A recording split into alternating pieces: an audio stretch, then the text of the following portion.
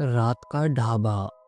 National highway number 27 से करीब 20 kilometre दूर घने जंगल के बीचों बीच एक पुराना जर्जर सा ढाबा था। शंकर ढाबा। दिन में यह बिल्कुल साधारण लगता था। टूटी कुर्सियां, काली पड़ चुके चूल्हे की ईंटें और खपरेल की छत। पर रात होते ही सड़क का वह हिस्सा सुनसान हो जाता और वहीं ढाबा लोगों के लिए मौत का दरवाजा साबित होता। ढाबे का मालिक शंकर नाम का बूढ़ा आदमी था। सफेद बिखरी दाढ़ी, गहरे धसे हुए आंखें और चेहरा ऐसा जैसे किसी ने सारी रौनक निचोड़ ली हो। लोग कहते थे, शंकर कम खतरनाक नहीं, उसके ढाबे का खाना भी अजीब है।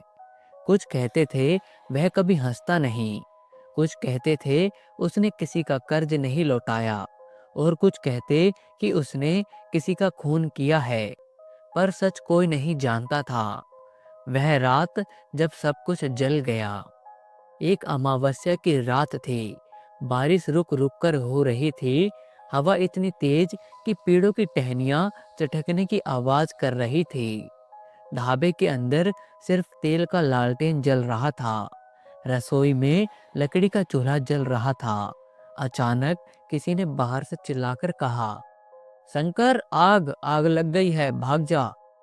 किसी को समझ नहीं आया कि चूल्हे की चिंगारी थी या मिट्टी के तेल का लैंप। पर कुछ ही मिनटों में पूरा ढाबा आग की लपटों में समा गया। छप्पर सूखा था। आग ने उसे तुरंत पकड़ लिया। लोग भाग गए, पर शंकर बाहर नहीं निकल पाया। आखिरी बार उसे दरवाजे के पास देखा गया, जब वो जलती दीवारों के बीच खड़ा था। आंखें फटी हुई, होठों पर एक अजीब सी मुस्कान, जैसे कोई राज साथ ले जा रहा है। जब आग बुझी तो बस काली राख बची और उसके बीच में पड़ा था एक जला हुआ टेढ़ा मेढ़ा शरीर, शंकर का। उस हादसे के बाद ढाबा बंद कर दिया गया। किसी ने उसे छूने की हिम्मत नहीं की। जली हुई दीवारें, काले पड़े बर्तन और राख से भरी जमीन, सब कुछ वैसे ही छोड़ दिया गया। दिन में ट्रक गुजरते, ड्राइवर देखते और नजरें फेर लेते, कुछ हाथ जोड़ लेते। लेकिन करीब 10 दिन बाद रात को ट्रक ड्राइवरों ने देखा, ढाबे में फिर से मिट्टी का चूल्हा जल रहा है। लालटेन की लो टिमटिमा रही थी। टूटी कुर्सियां फिर से सीधे रखी थी और दरवाजे पर लगा था बोर्ड, जिस पर लिखा था, शंकर ढाबा, गरम खाना मिलेगा। सबको लगा किसी ने ढाबा खरीद लिया होगा, पर सच उससे कहीं ज्यादा डरावना था। पहला शिकार। तीन दोस्त रात को बाइक से गुजर रहे थे। वीरू, मोहित और करण। तभी मोहित बोला, अरे पेट फट रहा है भूख से। ओए सामने ढाबा दिख रहा है, चलो वहां चलकर कुछ खा लेते हैं। तीनों रुके। अजीब बात यह थी कि चारों तरफ सन्नाटा था। ना आदमी, ना जानवर, पर ढाबे में सूप उबलने की आवाज आ रही थी। एक बूढ़ा आदमी धुएं के बीच खड़ा था। सफेद दाढ़ी, धसी आंखें, वही टेढ़ी मुस्कान। बैठ जाओ, खाना तैयार है, बूढ़े ने बोला। तीनों बिना सोचे बैठ गए। गरम गरम दाल, रोटियां और सब्जी परोसी गई। खाना अजीब खुशबू वाला था। करण बोला, बाबा पैसे?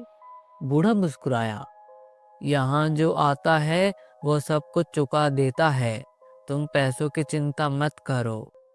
तीनों समझ नहीं पाए। खाना खाकर चल पड़े। कुछ दूर पहुंचे ही थे कि मोहित को चक्कर आया। फिर करण सड़क पर गिर पड़ा। वीरों के मुंह से झाग निकलने लगा। उनकी आंखें पहली बार ढाबे की तरफ मुड़ी। ढाबा गायब था। बस काली जली हुई जगह और राख दिखाई दे रही थी। सुबह जब लोग पहुंचे तो सड़क के किनारे तीनों के शव पड़े थे। उनके चेहरों पर घबराहट जमी हुई थी, मानो आखिरी पल में उन्होंने कुछ ऐसा देखा था जिसे शब्दों में नहीं कह सकते। ढाबा फिर खुला। अब लोगों ने बातें शुरू कर दी। रात को मत रुकना, वो ढाबा श्रापित है। वहां जो खाता है सुबह जिंदा नहीं मिलता। पर सड़कें तो रुकती नहीं, भूख रोकी नहीं जाती और ढाबा हर रात खुल जाता। ट्रक ड्राइवर रमेश रमेश ने इन सब बातों को मजाक समझा। उसने सोचा भूत वूत कुछ नहीं होता। रात 12 बजे वह ढाबे पर रुका। बूढ़ा फिर वहीं था। धीमे स्वर में बोला, देर से आए हो पर खाना गरम है, बैठ जाओ। रमेश ने खाना खाया। अचानक उसे लगा कि दीवारों पर काले धब्बे हिल रहे हैं। जली हुई लकड़ियों जैसी आकृतियां इंसानों में बदलती दिखाई दी। जले हुए चेहरे, बिना होठों की खोपड़ियां, काली आंखों के गड्ढे। तभी एक आवाज आई, हम भी यही खाना खाए थे। तभी उसने पीछे देखा, कुर्सियों पर बैठे लोग गायब थे। फिर देखा, उनकी जगह राख के ढेर थे जिनसे धुआं उठ रहा था। अगली सुबह रमेश का ट्रक सड़क किनारे खड़ा मिला। ड्राइवर सीट पर उसका शरीर था, आंखें फटी हुई, चेहरा भय से टेढ़ा और उसकी शर्ट पर जले हुए हाथों के काले निशान। ढाबे का भेद। कुछ लोगों ने हिम्मत की, गांव के पंडित, कुछ नौजवान और पुलिस। उन्होंने दिन में ढाबा देखा, सब राख था। तो रात को गए, ढाबा चमक रहा था जैसे नया नया बनाया गया हो। पर जैसे ही वे पास गए, हवा बर्फ सी ठंडी हो गई। मिट्टी की गंध बदलकर जली मांस जैसी हो गई। लालटेन की लौ काली होने लगी और सामने प्रकट हुआ वही बूढ़ा शंकर। उसकी आवाज गूंजी, मैं जला अकेला, कोई बचाने नहीं आया मुझे। अब जो भी मेरी छत के नीचे खाता है वह मेरा हो जाता है। इतना बोलते ही चारों तरफ राख घूमने लगी। उन राखों से हाथ निकले, जले हुए, और पैरों को पकड़ने लगे। यह सब देखकर लोग भागे, कुछ गिर पड़े, कुछ कभी वापस नहीं लौटे। पर आज भी उस सड़क पर रात को धुंध छा जाती है। दूर कहीं लालटेन की लो टिमटिमाती दिखाई देती है। थके हुए मुसाफिरों को लगता है, अरे ढाबा है, चलो खाना खा लेते हैं। वह बैठता है, गरम खाना खाता है और मालिक की मुस्कान पर ध्यान नहीं देता। सुबह खबर आती है, एक और मौत। कोई चिल्लाता है, शंकर ढाबे पर गया था। सड़क कानाफूसी करती है, पेड़ सिसकते हैं और ढाबा फिर से किसी का इंतजार करता है। क्योंकि शंकर अब जिंदा नहीं है, पर उसका ढाबा अब भी जिंदा है और लोगों का इंतजार कर रहा है। दोस्तों, अगर आप भी रात में किसी हाईवे से गुजरे और आपको कहीं कोई ढाबा दिखाई दे, तो सावधान हो जाएं, कहीं वो ढाबा भूतिया तो नहीं। आपकी एक गलती आपकी जान भी ले सकती है। तो दोस्तों, आज की कहानी में इतना ही। कहानी आपको पसंद आई हो तो वीडियो को एक लाइक करें और चैनल को सब्सक्राइब करें।